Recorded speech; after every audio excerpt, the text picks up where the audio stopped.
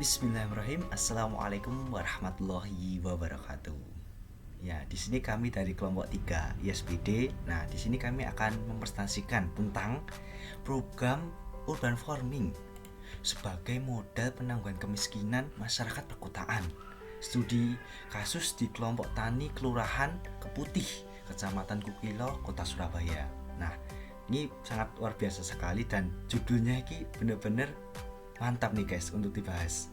Nah, sebelum kita membahas mengenai intinya, nah lebih baiknya kita itu berkenalan, karena ada suatu pepatah mengatakan tak kenal maka tak sayang. Nah, makanya kita kenalan dulu guys. Ya, saya Imam Mustafa dan kemudian ada teman saya Guguh Lintang dan ada M Fikri Haikal. Gitu. Nah, ini ketiga cowok-cowok ganteng ini bakal akan mempresentasikan mengenai tadi ya. Intinya itu mengenai urban farming sih. Nah, tapi apa toh sebenarnya urban farming kayak gitu? Nah, mesti memasuki yang pertama yaitu pendahuluan. Nah, latar belakang nih guys. Sebenarnya apa toh program urban farming ini? Nah, jadi program urban farming adalah salah satu program dari Dinas Pertanian yang bertujuan untuk membantu masyarakat, khususnya masyarakat miskin dalam memenuhi konsumsi makanan yang bergizi untuk untuk keseharian kita. Karena ya kita tahu sebagai kita manusia itu haruslah setiap hari kita harus memenuhi makanan kita, gizi kita kayak gitu loh. Itu penting sekali. Nah, kemudian karena ini adalah tempatnya itu di Surabaya guys. Kita tahu sendiri bahwasannya Surabaya adalah merupakan kota terbesar kedua di Indonesia. Nah, kita bayangkan aja kota Jakarta aja yang sangat padat sekali lah, apalagi di Surabaya guys. Surabaya kota terbesar kedua. Nah, jadi namanya aja kota besar lah. Jadi ya nggak bisa mengelak dengan persoalan mengenai pertanahan, mengenai problematika di sosial. Banyak masyarakat sekitar Surabaya itu berusaha mencari peruntungan di kota ini. Tentunya banyak sekali dari orang-orang desa itu ke kota guys. Ya, transmigrasi lah namanya. Dia itu mencari keberuntungan. Dia itu pengen istilahnya aku kerja di kota agar ya kehidupanku sukses. Banyak sekali yang memegang prinsip seperti itu.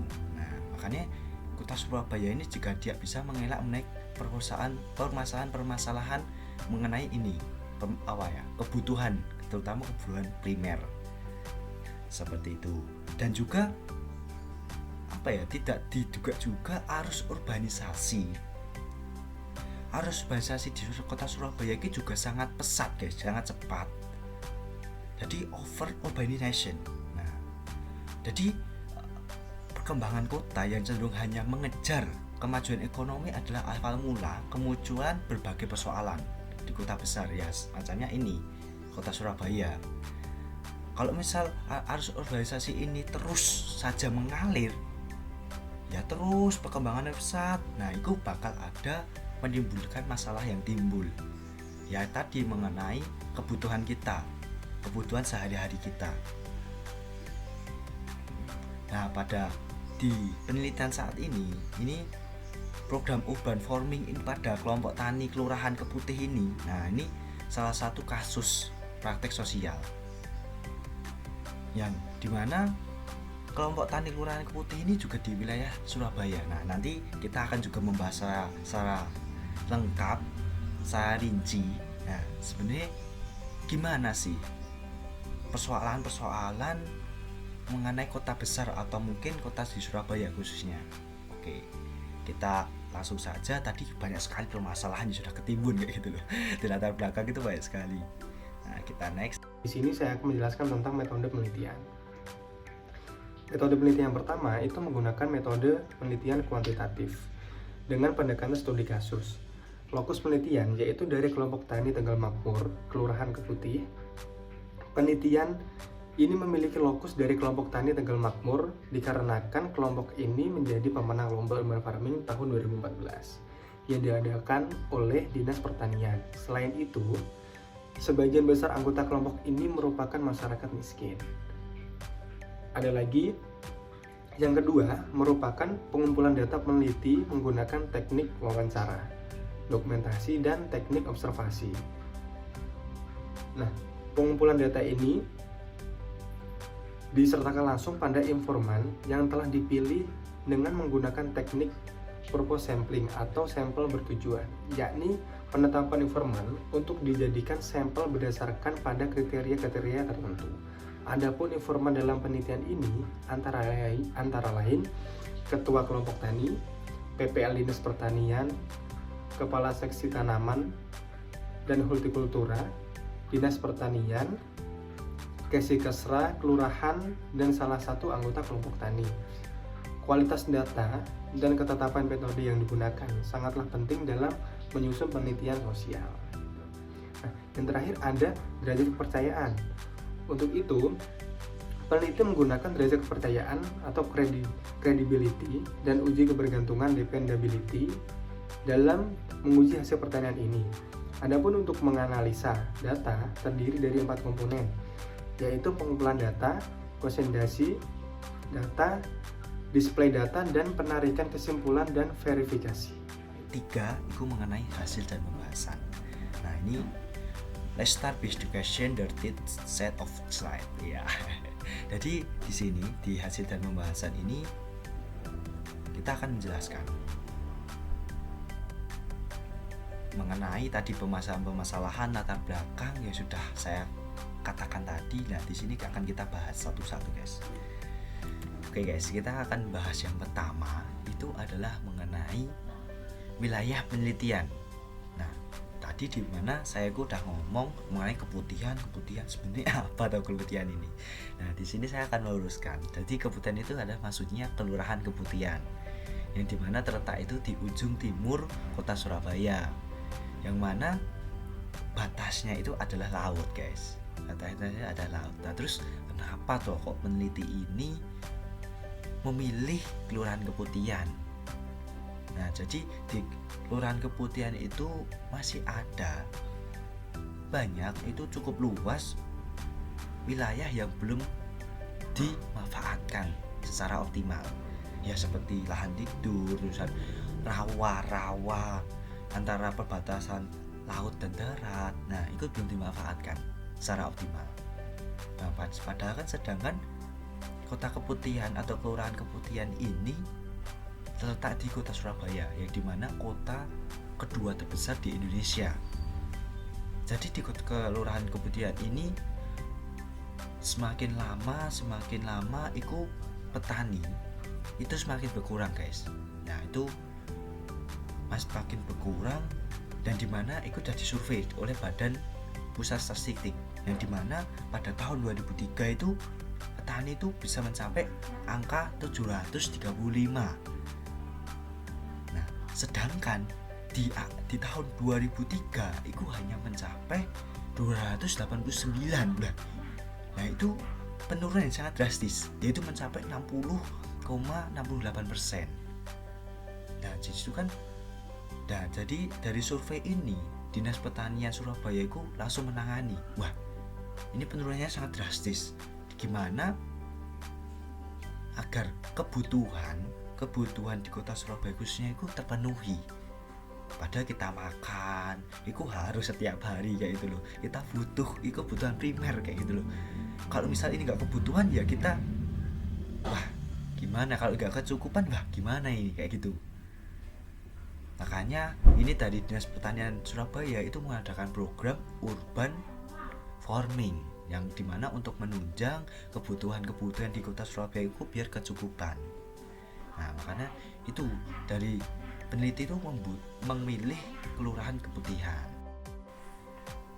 Nah, untuk pembahasan yang kedua yaitu kemiskinan, guys. Nah, ini adalah gambaran umum kemiskinan khususnya di Kelurahan Keputihan kota Surabaya.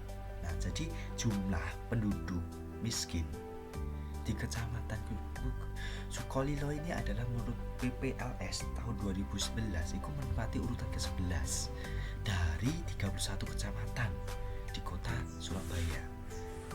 Nah, padahal ini terbalik.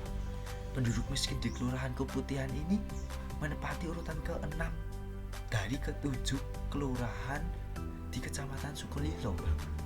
Ini sangat miris sekali kayak itu loh. Jumlah penduduknya itu tinggi, tapi penduduk miskinnya juga tinggi. Nah, makanya ini berbanding terbalik. Nah, padahal toh sesuai peneliti ini, sebenarnya Kelurahan Keputih ini mayoritas dihuni oleh orang-orang mampu. Nah, karena Keputih ini terdapat banyak sekali perumahan yang penduduknya telah memiliki pekerjaan tetap di sektor formal maupun informal. Nah, tapi untuk wilayah RW, khususnya RW 8 itu berbeda. Kondisi mayoritas penduduk Keputih yang mana wilayah ini dihuni oleh mayoritas warga miskin, guys. Nah, jika dibandingkan dengan tahun 2012 ya, ini jumlah penduduk miskin sekecamatan Sukolilo mengalami peningkatan 69% dari 2.611 keluarga.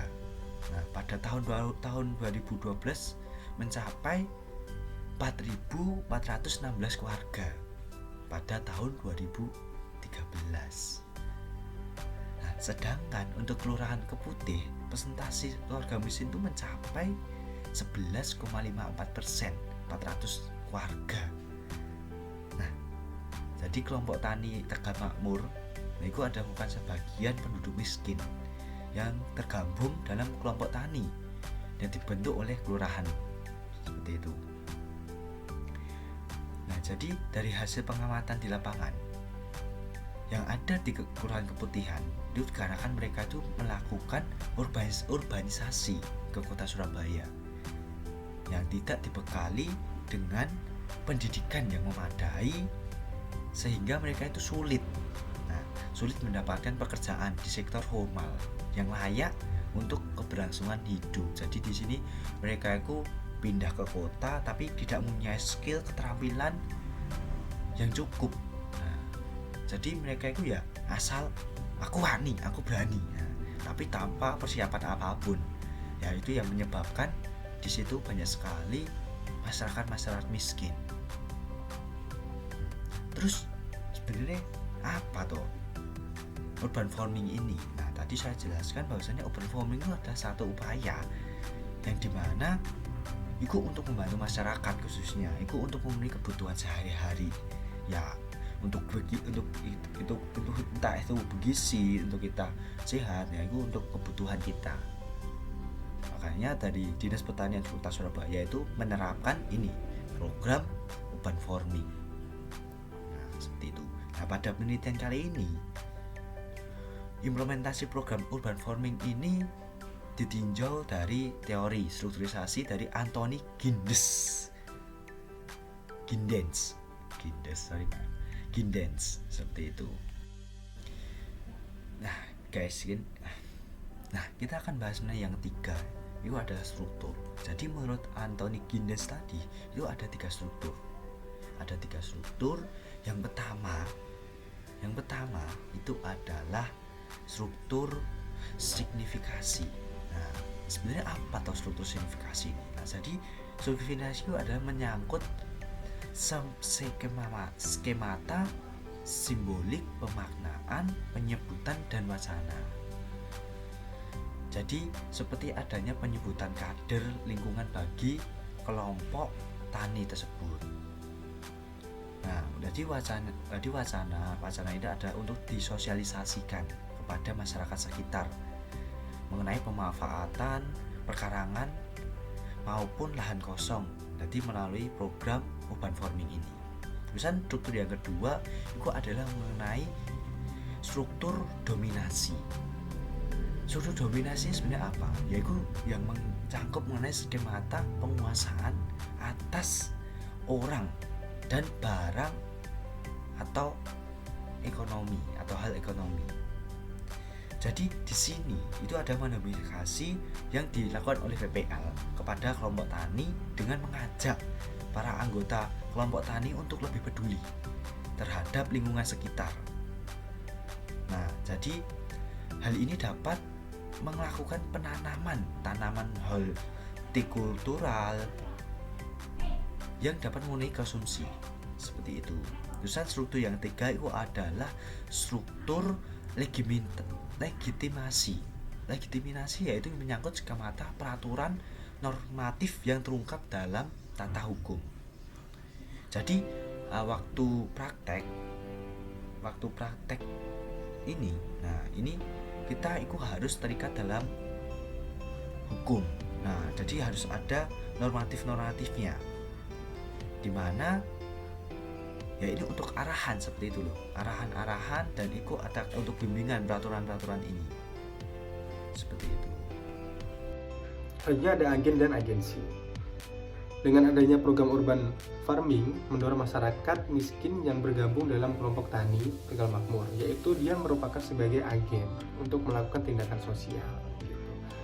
Jadi kegiatan urban farming di kelompok tani Tegal Makmur ini dapat berjalan dengan lancar dan mendapat dukungan dari penerima program karena kelompok tani yang merupakan penerima program ini sudah sadar akan pentingnya pemanfaatan pekarangan dan lahan kosong untuk menunjang kebutuhan hidup, yaitu untuk memenuhi gizi keluarga dan mengurangi ekonomi keluarga tersebut gitu. Nah, ada partisipasi masyarakat. Nah, jadi partisipasi masyarakat itu merupakan pengembangan masyarakat secara lokal.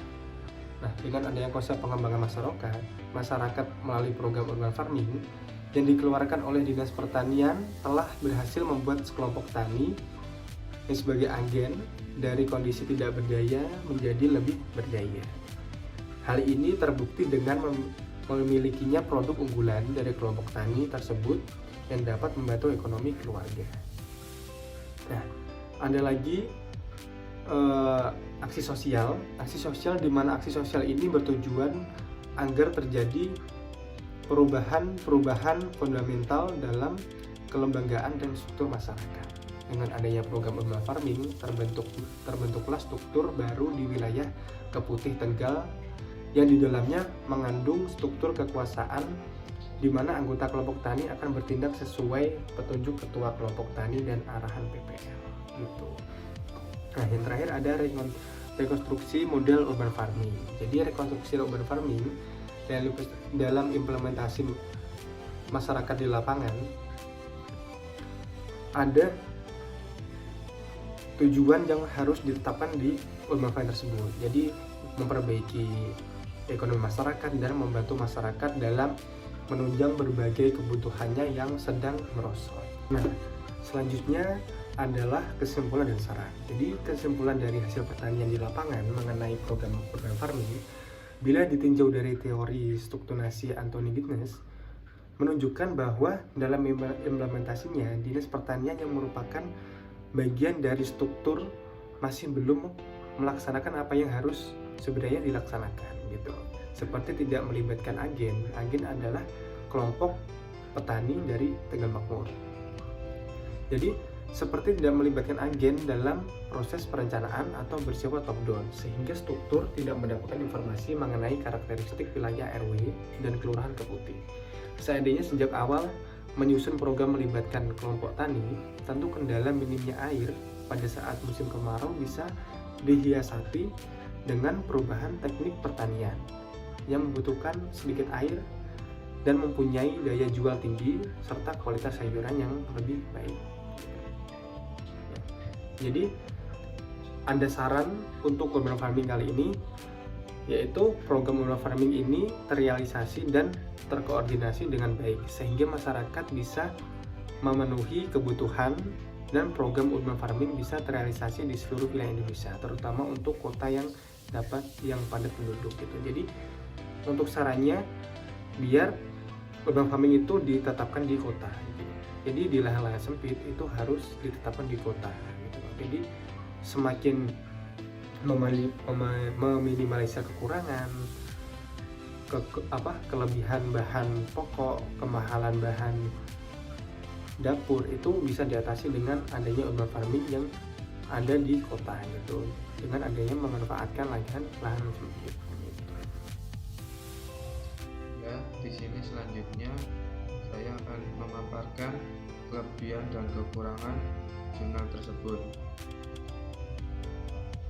Untuk kelebihan jurnal tersebut, jurnal ini memaparkan secara umum mulai dari pendahuluan latar belakang dari permasalahan mengapa program urban farming sebagai model penanggulangan kemiskinan masyarakat perkotaan yang berfokus studi kasus di kelompok tani Kelurahan Keputih, Kecamatan Sukolilo, Kota Surabaya dilakukan. Dan jurnal ini juga sampai menjelaskan mulai dari perencanaan, pelaksanaan, pengawasan, dan evaluasi. Lalu penulisan jurnal ini teratur dan sesuai dengan kaidah pembuatan penulisan jurnal yang berisi judul, abstrak, pendahuluan, bahan dan metode, hasil pembahasan, kesimpulan, serta daftar pustaka. Lalu kata yang digunakan juga dalam jurnal ini bersifat baku dan sesuai dengan Kamus EYD Bahasa Indonesia. Dan jurnal ini juga menyertakan daftar pustaka sebagai referensi penulis dalam menulis jurnal tersebut. Lalu kelebihan pada penerapan aplikasi jurnal tersebut adalah karena adanya program ini masyarakat dapat meningkatkan kualitas hidup mereka. Tetapi masyarakat juga perlu pendayagunaan sumber-sumber yang ada pada mereka dengan menerapkan prinsip partisipasi sosial. Metode yang digunakan dalam program ini merupakan metode yang tidak membutuhkan keahlian yang banyak, tetapi membutuhkan antusiasme dan partisipasi masyarakat dalam menjalankan, dan metode ini dapat diimplementasikan secara luas dalam berbagai bidang. Lalu kekurangan pada jurnal tersebut ini adalah jurnal ini hanya membahas data-data secara umum. Selain itu juga kurang menjelaskan proses bagaimana keberjalanan perencanaan yang dibuat dengan hasil pelaksanaan. Keseluruhan hampir jurnal ini hanya berisi kalimat-kalimat dan hanya satu gambar yang menjelaskan tentang rekonstruksi model yang direncanakan. Lalu penerapan kekurangan jurnal ini pada aplikasinya berdasarkan pengamatan di lapangan yang dilakukan peneliti, program ini belum mampu mengentaskan masyarakat miskin yang tergabung dalam metode tani Tegal Makmur Kelurahan Keputih keluar dari jeratan kemiskinan. Pada poin-poin pembahasan kurang dijelaskan faktor-faktor apa saja yang mempengaruhi mengapa metode tersebut digunakan. Dan program urban farming ini masih bersifat top down, sehingga pemerintah masih perlu memberikan bantuan melalui Dinas Pertanian.